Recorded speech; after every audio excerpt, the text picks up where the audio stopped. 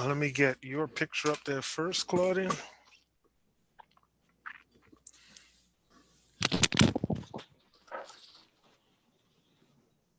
All right, I see us on Facebook.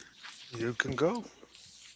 Good morning, everybody. It is another Thursday, and so that means that we are excited to bring you What's the Message, a podcast where we bring you the hope in the headlines. And unfortunately, we are beginning this morning show with some bad news. There is someone who is kind of on our team, someone that kind of works with us. He wrote the Bible studies for us. And unfortunately, we found out that his daughter, who is or was 23 years old, passed away yesterday. This is a real heavy hit for us here at Message, and we really just can't even believe that this has happened.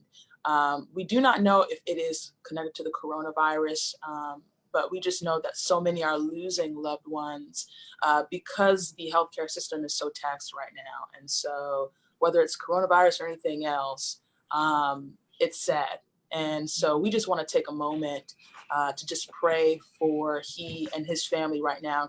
Carmela, do you mind opening us with prayer and just praying for his family? Oh, yes. Lord, we come to you today just so grateful that you are never overtaxed and overloaded, Lord. We can all call on you right now. We are calling on you right now, especially for the people that we know that are experiencing loss. It's a hard time to experience loss and to see your loved one in a bad state, God, because you can't get to them. You can't share a touch. You can't say goodbye. Even during funerals, Lord, you can't come together with friends and family to take some of the load of the grief. And so, God, now we ask that you would draw close to our dear brother and his family, Pastor Stephen Brooks. We ask that you would draw close to the other people that we know who have lost loved ones this week. And God, you know our whole world is crying out to you. The whole world obviously needs you right now. And so now, God, we ask that we would not only turn to you, but Lord, as your hands and feet, that we would show your love to the people around us. Thank you for your comfort and your care. We ask, God, that as we go through this program today, that you would direct our minds to the things that you would have us to think about. In Jesus' name, amen. Amen. So in addition to that, just this morning, we got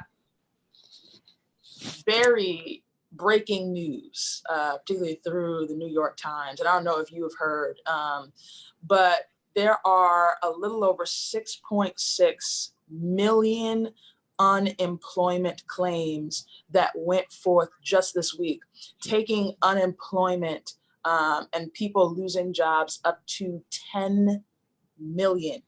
That is directly connected to this coronavirus. I mean, just the thought of there currently being 10 million people in America that do not have jobs is a mind-blowing thing.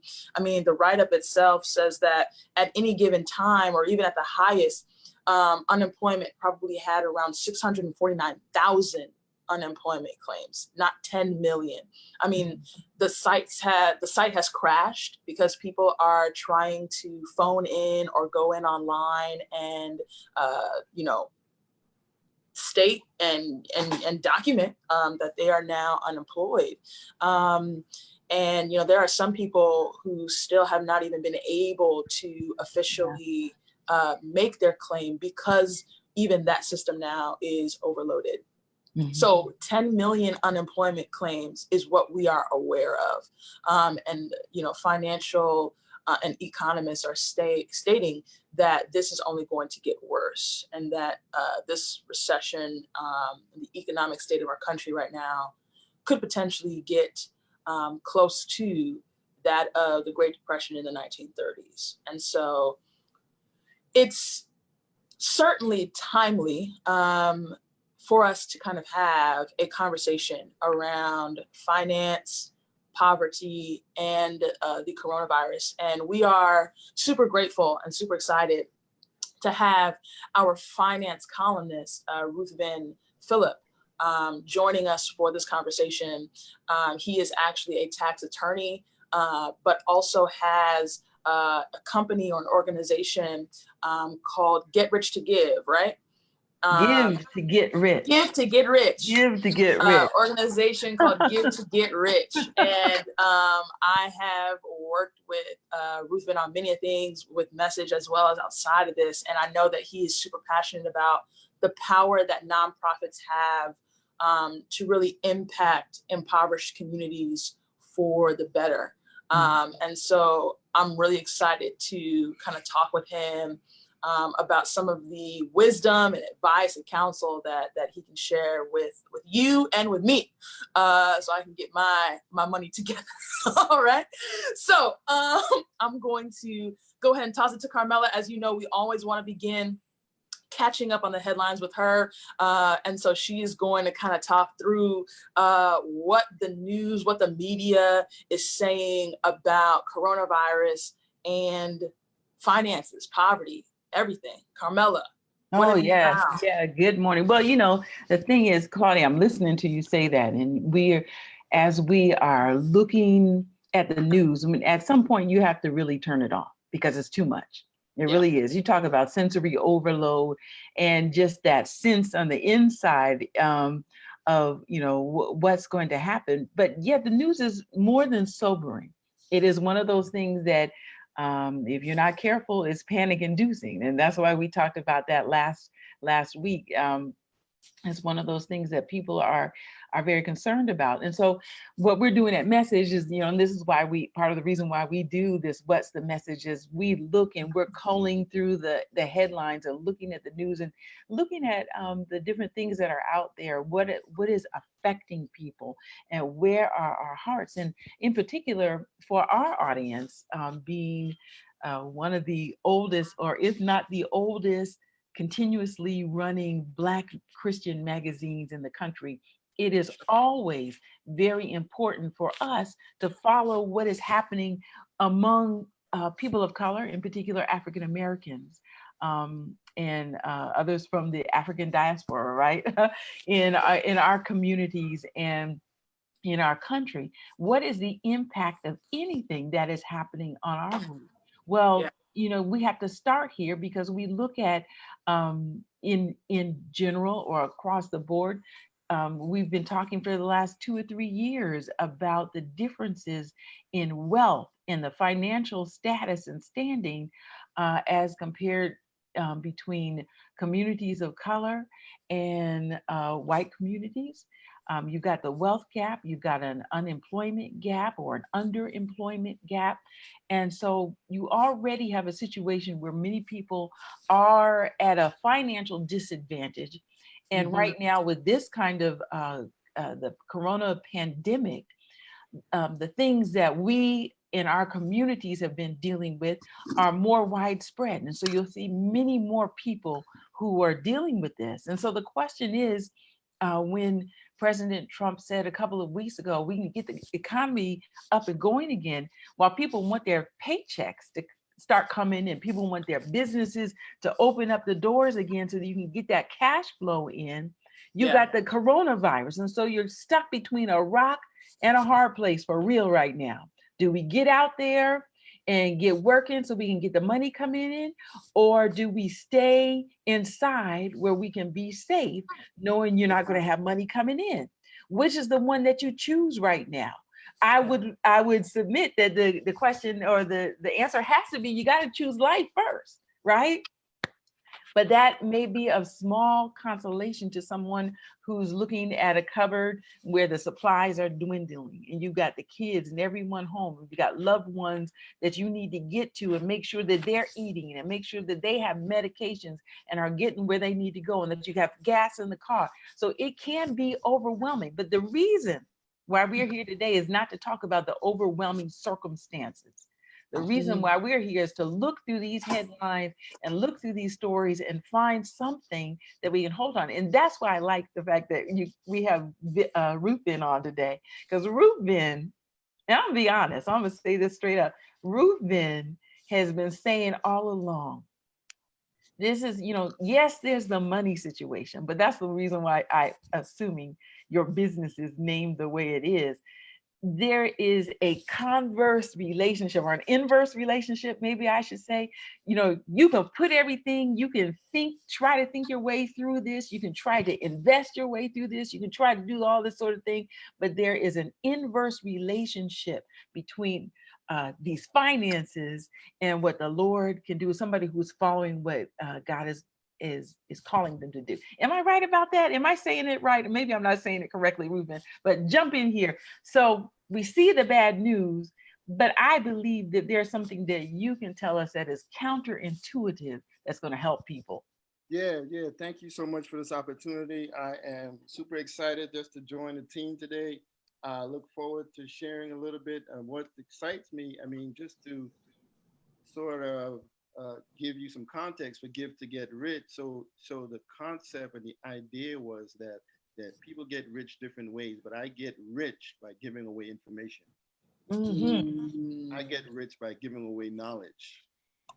And so for communities of color, it was important to me to call the company that, because it's just not about the economic side of it, but I want to give away information, give away tools that empower people to enrich themselves or get rich, if you will, in that sense. It's not necessarily always a monetary perspective, but in giving, you can get rich. Just Yeah. Okay, so I heard you guys covered a multitude of information, but I just want to jump right into the real thing, because there are some financial advice out there that really does not speak to communities of color. Like, for instance, if you had a 401k plan, under the IRS rules, if you try to take the money out, you'd be penalized. So that's good. Okay. So they've relaxed that rule. But the truth of the matter is, how many of our people have 401ks? Right? Correct. how many of our people have 403bs or have some kind of retirement investment? So the fact that that's great advice, but is it really relevant? Is it applicable to our communities? It's great what the federal government is doing, relaxing some interest and some penalties, let's say from a tax perspective, but is it applicable to our community? I would suggest to you that the answer is no. Right? Or maybe not as prevalent as for other communities. No. So I want to talk about some, things that I feel like I'm keeping at 100, things that are down to earth that like I've experienced even myself. So I'll start with something like as simple as coupons.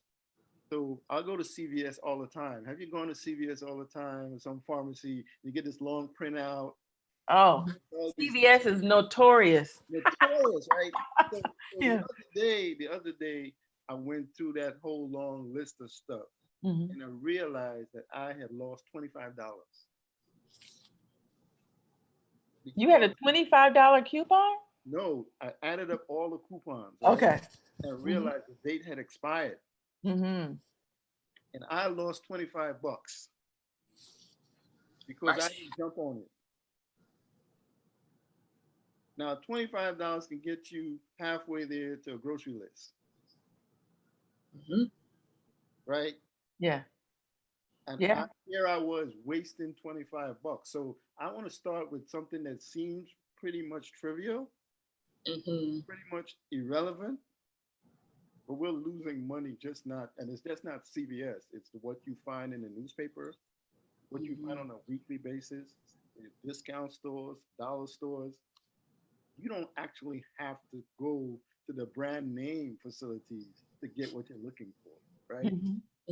So in other words, what you're saying is, and try to speak up so we can hear you. But basically, what you're trying to say is there is money, particularly for our people, in coupons, and sales, and being willing to not buy brand name stuff and go to brand name stores. So in other words, we are out here potentially trying to get food and other necessities, and we're stressing out about it because I can't get Lay's potato chips, or I can't get, you know, Olay soap, or I can't get Smart Water, you know, like I want to get, you know, the big brand name products, and I don't have any of the coupons or the clearance sales for those. And so I'm stressing out. Yeah, but what you need, and this is one of my favorite sayings, but I'm interested, you know, I make the distinction every day between what's necessary and what's important. All right. You get that? You got to make the distinction between what's necessary and what's important. Okay. So this is really good. So what's necessary and what's important? If I am in, not if, we are all in pandemic mode right now. Right. So what is necessary and what is important? Okay, so what's important might be cable. That is important to me. Right. Now, whether it's necessary or not, it really, as you said, contingent on your circumstances. If you are a news reporter, right? But we know for sure that that paying $200 a month to Comcast when you could get Hulu, hello, necessary versus important. Wow. Even if it's necessary, there can be a discounted service available. That's a great point. You don't actually have to buy into Xfinity. You don't have to buy in the Comcast or the Verizon or whoever. Right. You can get the same service with Stick. I mean, I'm feeling rebuked right now, Ruthven. I'm feeling rebuked. I did say in the beginning I was gonna keep it 100. You did. You told me to keep. I'm feeling rebuked because the other thing that I'm also hearing you say too is you don't need both. No. So you don't need your full cable package. No. You're in your internet, and then every single subscription that exists. Hulu, Netflix. I'm talking to myself right now. Disney Plus. Listen, Claudia is a problem. Necessary. So takeaway gonna be today: necessary versus important. Necessary versus important. Okay. Necessary versus important. You know what? When I'm thinking about this thing, one thing that I think we can always highlight that as people of color, it has been part of our culture to make do and make through. God has given us the creativity to do some things with little. That is this whole maxim, the whole little becomes much is something that is a theme throughout the Bible, is it not? This is why you have the smallest of these of people that God uses, and this is why He uses the most unlikely resources, such as 2 fishes and 5 loaves of bread. Is that right? This is a broad theme of the Bible, and as a Black person who grew up not having a lot of money, this has been also the theme of creativity for our lives, and we have to remember that. And this is something that we can share with other people. Am I right? I was thinking, there's 2 things here.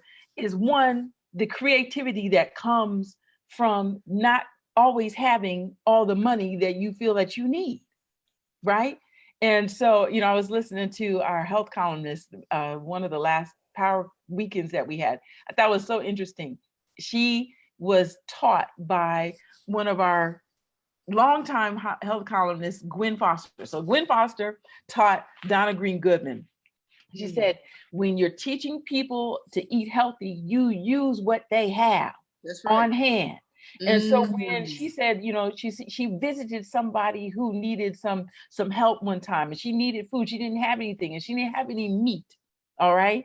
And people always say, oh, where am I going to get meat? And I know we always joking about, meat free and all that kind of stuff. Then one day she went into this woman's cabinet and pulled out some food. And what did she make her? Some oatmeal patties with some gravy. Okay. Wow. What am I trying to say? Not that I like oatmeal patties. What am I saying though?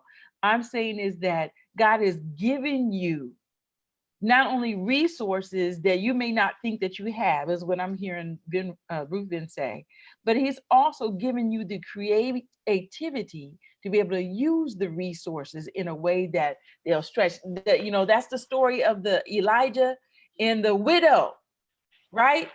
That cruise of oil did not fail. Her meal did not fail. Go ahead. No, that's good. The wisdom, not just the resources. Yes. The wisdom, right?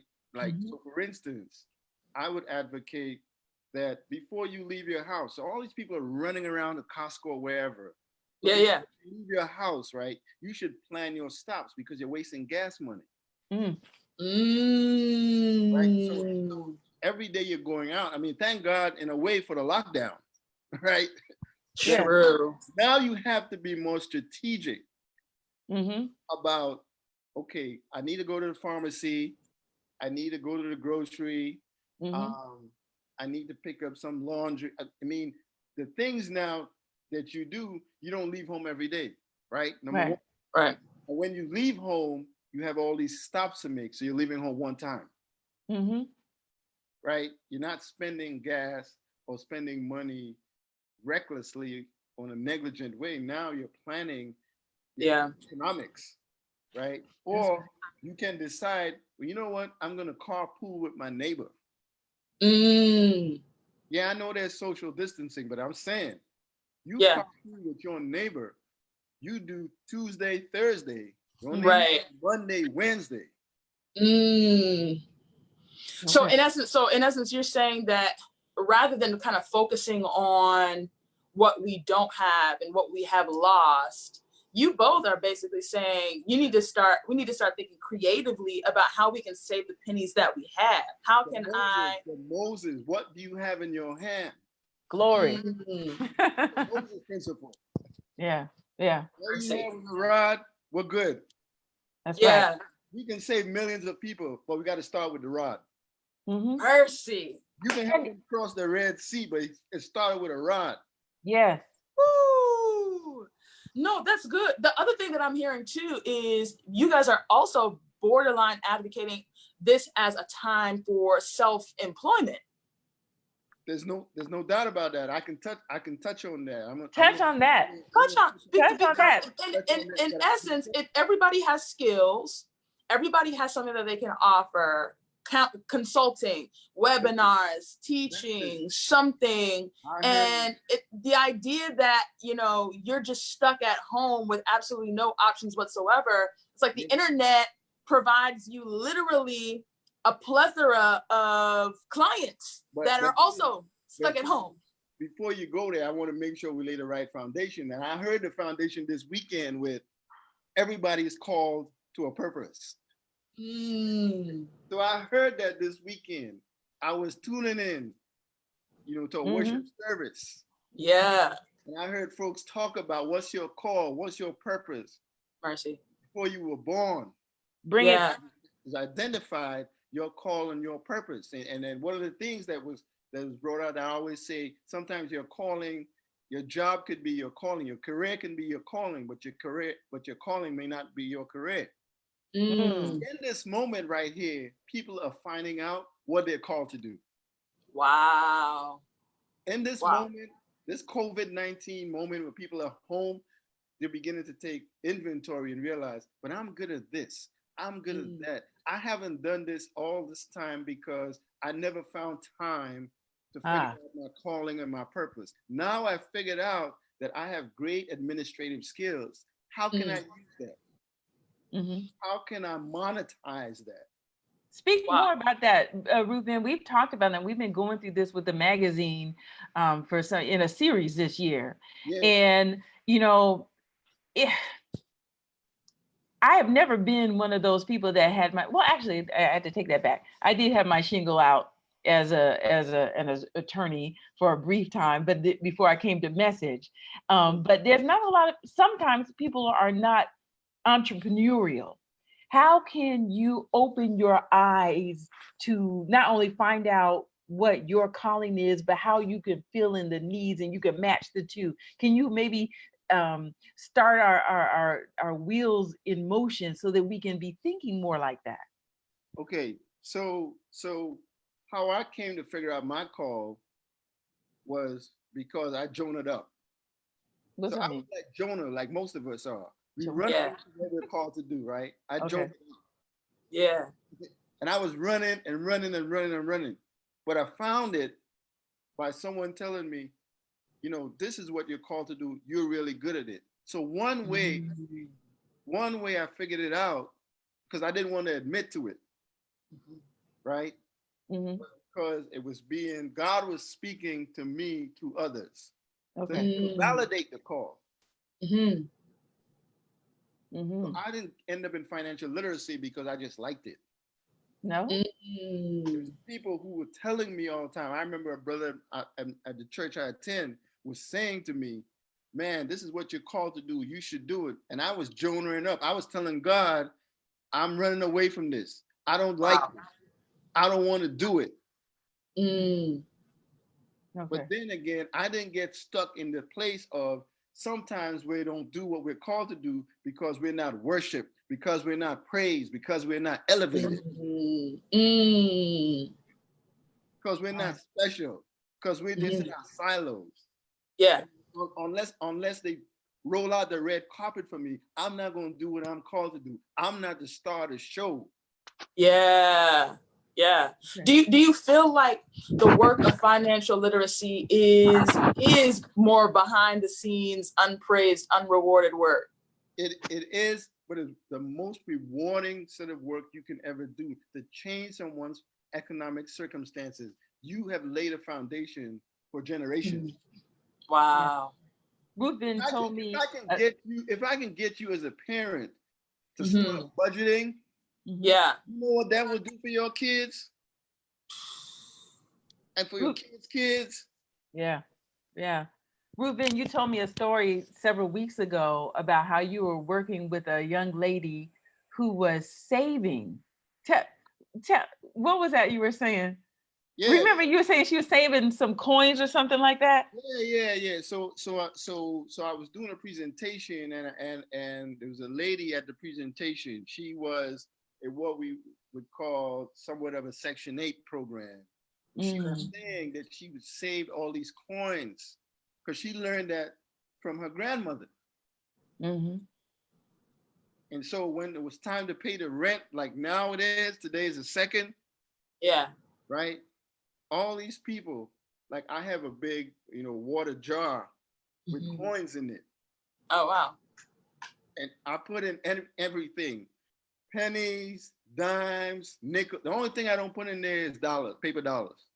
Okay. Every time I come home with change, I put it in there. I mean, the thing is getting so heavy, I can't lift it. You know what I'm saying? But there's money, and I'm sure when I count that thing, it's going to be thousands of dollars. I can guarantee you that. I'm going to need some help to take it to the bank. Mm-hmm. But it's a rainy day fund. That's the basic rainy day fund. Now, before we leave this podcast today, I got to give some information to some folks because I definitely want them to do some things. If you are in a home and you got a mortgage, Right. definitely want you to pick up the phone and call your Bank of Americas, your Wells Fargos. I was talking this morning in my devotion to one of my buddies, and he talked yesterday about his mortgage. And today he gave me a praise report that he had gone into Wells Fargo. Now, he called the line, but he couldn't get through. He actually went to his local bank. Oh, yeah. Customer service, and they helped him out. They put him in touch. And so his mortgage is deferred for 3 months. Yeah. Interest-free. Wow. Interest-free mortgage deferred for 3 months. That's real. That happened yesterday. Yeah. You got to ask. You gotta ask. Gotta ask. Yeah, it's all. So I Mhm. need people to do that. I mean, I need, if you got a car note, Yeah. you definitely need to talk to the dealership, Mm. talk to the manufacturer, give them a call. See, the thing about it, they're not going to reach out to you, even though they have these resources. So here's the deal. Here's the truth of the matter. Government gave them the money, Mm-hmm. Okay. the stimulus. But do you think they're going to pick up the phone and call you? No. No, they're not going to do that. Mm-mm. They're going to sit on the money, get Yeah. loan forgiveness, and pocket the money. Executive bonus. Mm. So you've got to do your part. I don't want you to leave here. Despite all that's going on around us, I need you to be proactive. I don't care your economic circumstances. There's opportunity out there. The last time I went to CVS to get some medication, Mm-hmm. they said to me, "Is there a coupon? Do you have a coupon?" I said, "No." They had one. Yeah. They didn't give me the brand name either that the physician prescribed. They had another thing Wow. that was just as effective. Mm-hmm. So And when I ask. talked to my physician, Mm-hmm. he was like, "Yeah, you could use that." Mhm. Or he had a coupon he could send to me. Mm-hmm. So, Okay. so there's money. Don't leave money on the table, as gamblers would say. All right. All right. Yeah. All right. Don't leave money on the table. Don't But leave I hear you saying be proactive with all of the debtors, all of the people that Yeah. reach out to everybody now. Now, I need you to Yeah. reach out to the credit card folk. Mm-hmm. They have something too. Chase and Bank of America and all that. You've got to reach out to them. Mm-hmm. Tell them your circumstances. You don't see, you stay in this silo, your credit goes down, and now you can't get something else in the future because you take advantage of the opportunity. Okay. Right. And so you can pretty much, all of your bills. What about stuff like utilities? Do the utilities We care talked about about that this morning. I talked to him about that this morning. Mm-hmm. He picked up the phone. So this is a real story. He picked up his phone. This buddy of mine live in Atlanta. So wherever you hear this podcast, it don't matter. He picked up the phone and called his gas company. He owed $279 on his bill, which was due. He called them. They spoke to him. They brought the bill down to $79. They took off $200. Mm-hmm. Mm-hmm. I'll give you his contact if you want after. You know, saying, if you don't ask, you don't talk to these folks. They didn't just defer the thing to sometime later. They wiped out. Now let me ask this. When these companies are agreeing to defer, right? Like I saw some stuff online where people are basically saying, don't do this, don't ask for these monthly deferments and whatnot, because what's going to happen is you're going to come out of your 3-month period and they're going to ask you for like the 3-month total. So it's like you might shut something down for 200 and something, and then you come out and now one bill is $1,000-something. Is that true? We talked about that this morning also. And there was a situation on that earlier on, maybe a couple of weeks ago. There was some issues like with Bank of America, for instance, right? So there were borrowers who now Bank of America services, but the original loan was not a Bank of America loan. Hear me now. The loan was with ABC company. Bank of America bought ABC loans. Okay. And so what they were saying to folk was, well, we can't service, you got to pay because you're not originally a Bank of America customer. Wow. But now that's been resolved. Okay. So if it's 3 months, they're going to give you that seems to be the general theme out there with lending institutions. It's about 3 months. Okay. Right? So that's some time to get some other plans going. And you put that at the back of the loan, and you don't have to. So if it's, August 1, then in August 1, you pay August mortgage, not the 3 months that were deferred. Okay. It All right. Cool. might mean that the loan, instead of ending in 2021, might end in 2022, 3 months into that year. Got you. But Yeah. if you're in a situation now, working through where, you know, they have to defer, or if they're going to defer it, then, you know, they put it on the back end. Of course, a little bit more, but just keep it real now. It costs you a little more in interest because they moved it to the back of the line. I mean, they ain't coming out short. You know what I'm saying? Okay. They're selling something short. No, that's important to say. Yeah, Like, yeah. you know, don't think, you know, we don't want to make it seem like it's this beautiful utopia of a No. situation. Like, companies are gonna be companies even in their assistance. Yeah, they're gonna get paid. Yeah. No matter how you look at it, they're gonna get paid. But Right. you know, Ruthven had a great article that he's doing for us for an upcoming issue regarding the stimulus, which I know is very some people would say it's not as comprehensive and doesn't go as far and deep as they would like, but Right. I sure would love it if you could run down some of the things, because I know we were talking about there was a deadline for people here in Maryland. I don't know if those are things that apply to other people, but as an individual, what can I expect? Is this going to help me get over the hump? What do you think?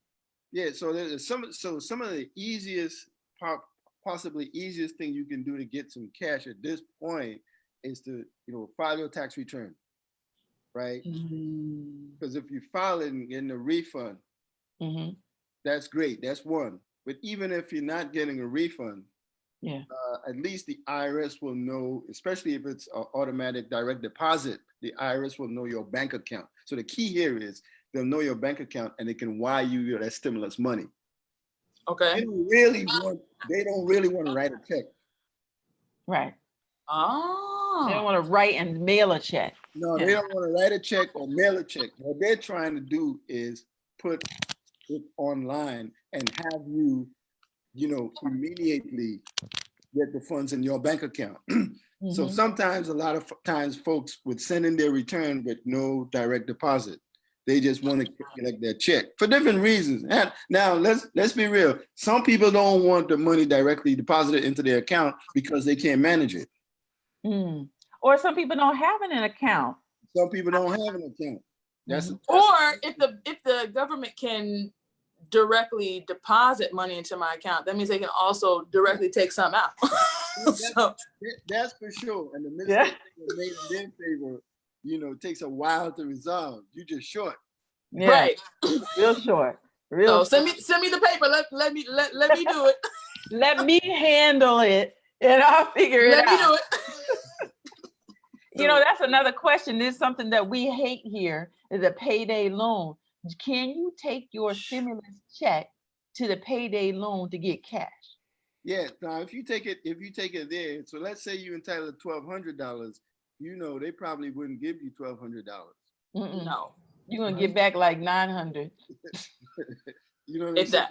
They might give you 6. Okay. Mercy. Mercy. They got all the fees, and because some folks just don't have a bank account. They don't have a union. See, the whole system is designed around people to have that. And when you don't have that, which a lot of our population don't, then you're at a disadvantage. So that's why you end up with people who are hustling, people who are trading with money orders and things of that nature. Mercy. Sometimes this is so overwhelming for, you know, one of the pieces that we were reading this week, and Claudia, you alluded to it earlier, is the correlation between health and poverty, and as we have this and not just health and poverty, but wealth and poverty. And so as we have this pandemic that is affecting our economy and our paychecks, there's also a strong correlation between a death rate. So if you are if you're in the poverty level and you know your level of income is lower, you don't have access to healthcare. You don't have access to healthcare in time. Our brother, or my only brother, I should say, is a hematologist oncologist. And we were talking about this several weeks ago, that they had a study that came about during the era of Obamacare. And so, you know, the Obamacare provided sort of a natural steady group because you had some states that were participating and some that were not. So the question is, the people or the states that had access to Obama healthcare, affordable healthcare, and could get in to see the physicians in a timely manner, they had better outcomes for even things like cancer. Yeah. Because you can be seen earlier, you can be diagnosed earlier, treated earlier and more effectively, and have a better prognosis.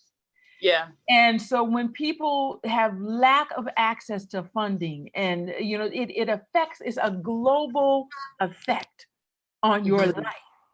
And so, you know, the things that we're talking about today, you know, if the coronavirus didn't hit you and your family directly, the not only the fear, the despair, but also the lack of access to the resources will impact you.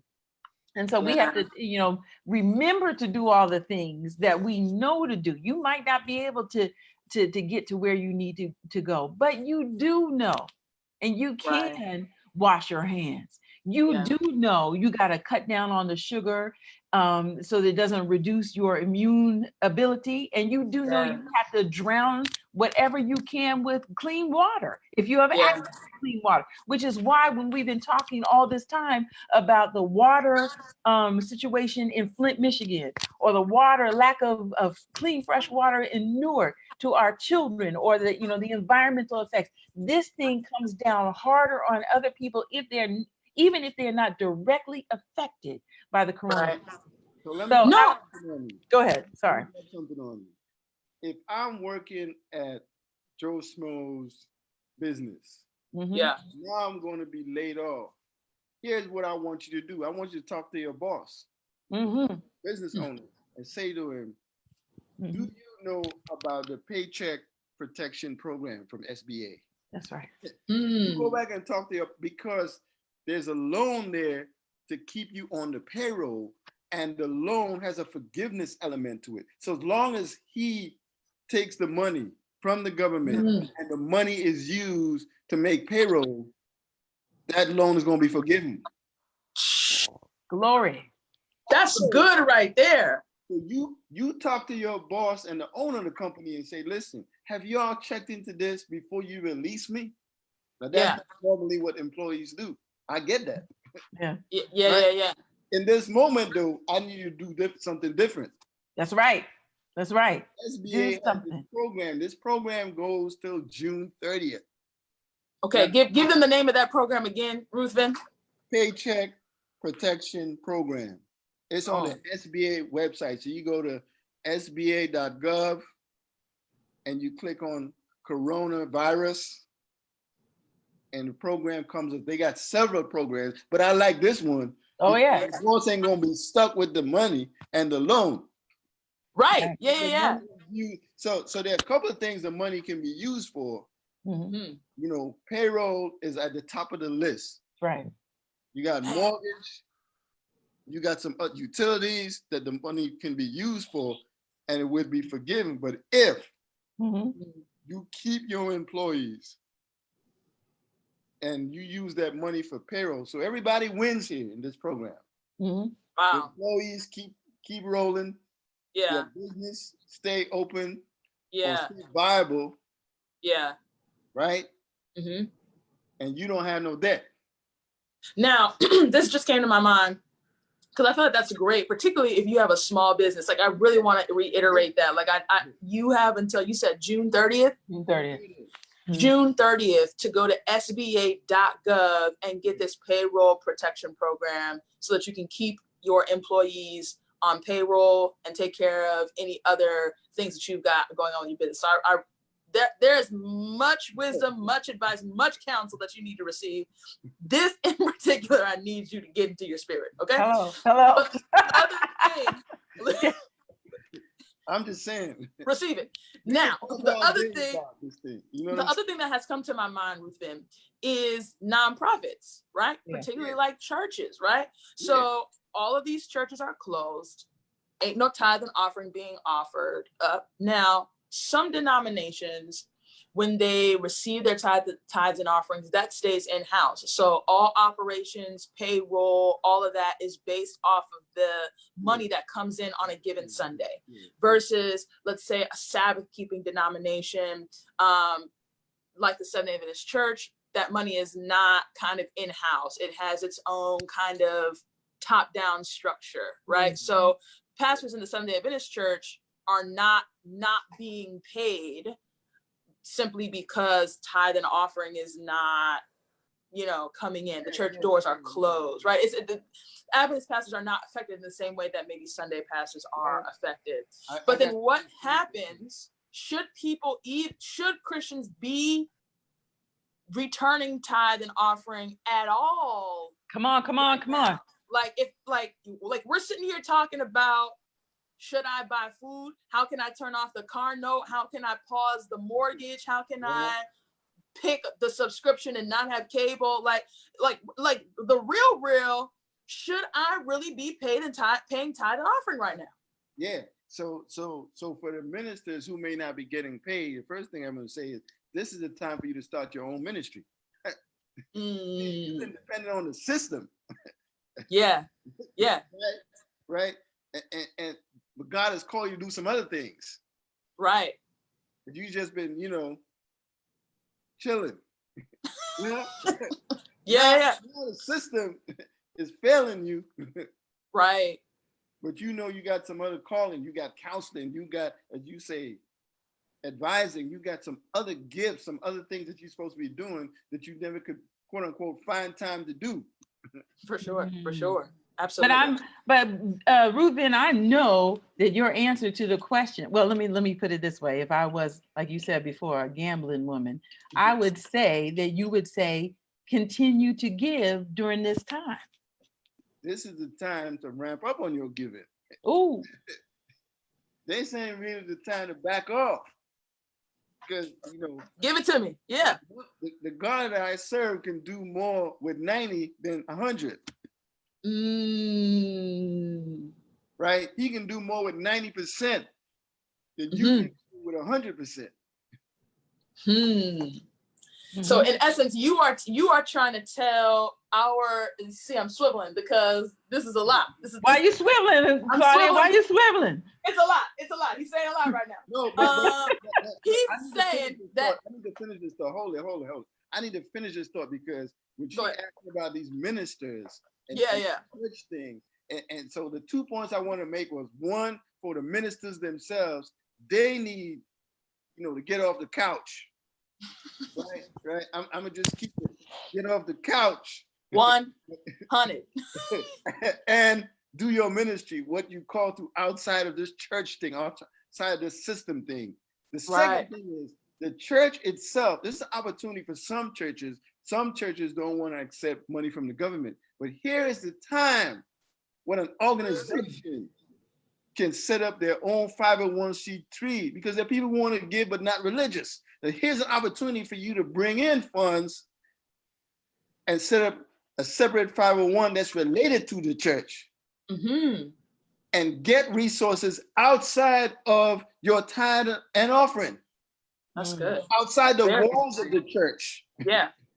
Right? 501c3 that serves people. So now here you are covering all the bases because you are in service for other people. I just got a call from a former editor of Message today. We were talking about that and how his church is tapped to be one of the providers of food for the homeless during this crisis. Because this is where we need to be. And I agree with you, Ruthven, when you talk about this is a time to ramp up. For me, this is just like we talked about earlier, the overarching theme in the Bible of God using little things and small resources.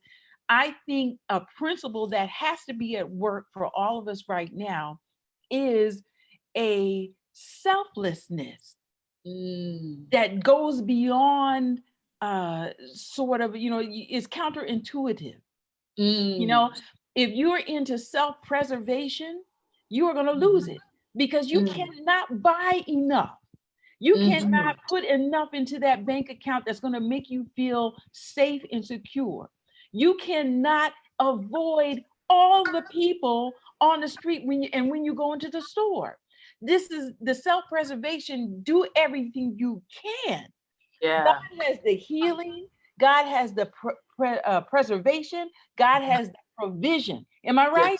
Yes. Yeah. Now is the time to go in there. And so what I wanted to say is the other thing that our people have always done, because when I'm looking at these articles, they talk about flatten the curve first, stay well, but then increase that safety net. And for us, we are the safety net. Yeah. We are the safety net. So now what does it look like? Yeah. I'm thinking about this today. I've got 3 bags that I'm supposed to take to the Goodwill. Are there not t-shirts in there that could be made into masks? You know what I'm saying? Can I get creative? Can I get helpful? Can I share? Can I help someone? If it's about self-preservation, you could lose the game easily. That's not what this is about. This is a time to see and watch God work with the little that we have. Go into your supply in your freezer where you got an extra bag of broccoli, or you got some stuff that you froze, or you can make your homemade bread because you got 2 cups of flour left, and you can take a half a loaf to one neighbor and another one to another neighbor. You take control. I grew up, my father was a pastor, as many people know. He was a former editor of Message magazine. I remember, as a child, my mother always talks about how I was listening to my dad preach from the time I was a baby in the baby carrier. You know what I mean? My dad always used to tell the story. I believe it was from Dietrich Bonhoeffer, who talked about being imprisoned and down to your last morsel of bread. Therein lies your power. Wow. The power is not in I'm gonna eat this and I'm gonna die, just like the story with Elijah and the widow. Right. It's not about here, I'm gonna save the last little bit that I got so that I can eat and I can just be done. The power is moving, the sustenance is moving in the sharing of what we have. Yeah. I'm just sorry that this program is too short for me to share. No, absolutely, man. Rolling, Yeah, no, it has been good, and it is so disappointing we have to come to an end. But just to recap, I really want to kind of almost summarize kind of what both of you have really shared today. So the first thing that we want to do is we want to make sure that we identify what is important and what is necessary. No doubt. No doubt, right? We also want to make sure that all of you are encouraged to identify your purpose. What is your calling? What do you believe that God created you to do? This unemployment crisis is an opportunity for you to make that shift from career to calling. And the 3 months that we have out, yes, you can continue to look and apply for other employment, but also take the time to really sit down and say, man, what am I good at? What am I passionate about? And how can I generate an income, revenue, cash flow based on those things? The technology and the internet is on our side. Zoom is probably making millions of dollars in subscriptions right now, even as we use them currently. Right. And so there are so many different ways for you to kind of figure out and become entrepreneurial and self-employed during this time. The other thing that we really want you to be aware of as well is just that the government has already assisted various lenders and entities and institutions so that they can help you. But the reality is that it is on you to be proactive about getting the help and the assistance that you need.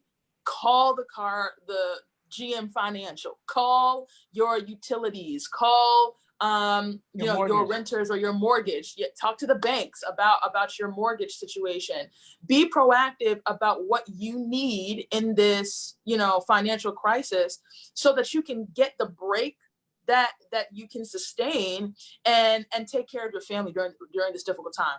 But the other thing is we also recognize that there is hope even for our nonprofits, even for our churches. And so to every minister and to every preacher, this is also your opportunity to figure out, man, how can I minister outside of my usual context? How can I be of service? What else am I really good at? How else can I be reaching people during this time period? And for those who can also think, how can I set up a 501c3 that is committed to meeting the needs of my community so that I can also begin to potentially get government resources in for other funding into the church, different things like that. So there was so much covered, and I can't believe I almost forgot it. To the small businesses, people, if you were ever, if you were an employee, even for larger companies, go to your employer and speak to them about the payroll protection plan program that is at sba.gov.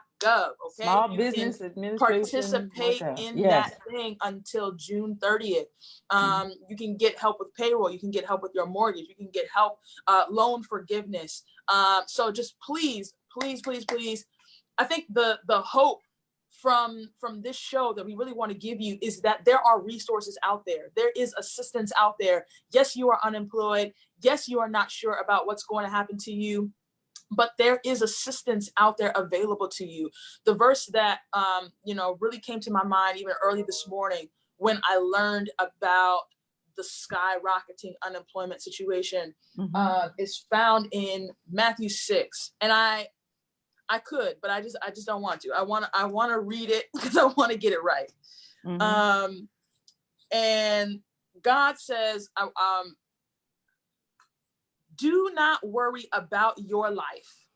All right. Crisis is what you will eat or what you will drink, or about your body, what you will wear. Isn't life more than food, and the body more than clothing? Consider the birds of the sky. They don't sow or reap or gather into barns, yet your heavenly Father feeds them. Aren't you worth more than they? Can any of you add one moment to his lifespan by worrying? And why do you worry about clothes? Observe how the wildflowers of the field grow. They don't labor or spin thread. Yet I tell you that not even Solomon in all his splendor was adorned like one of these. If that's how God clothes the grass of the field, which is here today and thrown into the furnace tomorrow, won't he do much more for you, you of little faith? So don't worry, saying, what will we eat, or what will we drink, or what will we wear? For the Gentiles eagerly seek all these things, and your heavenly Father knows that you need them. But seek first the kingdom of God and his righteousness, and all these things shall be added unto you. Therefore, don't worry about tomorrow, because tomorrow will worry about itself. Each day has enough trouble of its own. I know that this is a difficult time that we're in. There is enough to worry about. I mean, we're worried about people that are sick. We're worried about getting sick. We're worried about our finances. We're worried about all manner of things right now. But the word promises that we serve a God that, like Carmela was talking about, is dedicated to provision. He's dedicated to preserving us, providing for us, and protecting us. And so this is a time where we can trust in him. We can believe in him. We can have faith that even though we are in difficult circumstances right now, that we serve a God that's going to take care of each and every one of our needs. And we can exercise that faith with some works, just like James talks about. And so we're not going to just sit on the couch and believe God for what he's going to do. No, we are going to pull out the laptop on the couch, and we're going to look up some of these programs and possibilities and resources and assistance. And we're going to take care of our families. All right. So thank you so much for joining us, Ruthven. Thank you so much for all the information and the wisdom that you gave our audience this morning. Guys, until next time, we will see you next week, Thursday, same time, same place, Facebook, 11 a.m. What's the message? Make sure you are following us on all of our social media platforms at Message 1898. Make sure you are getting our newsletter at our website at messagemagazine.com, and you are subscribed to our bi-monthly issue. You can get that as well on our website. All right, guys, until next time. Bye. God bless.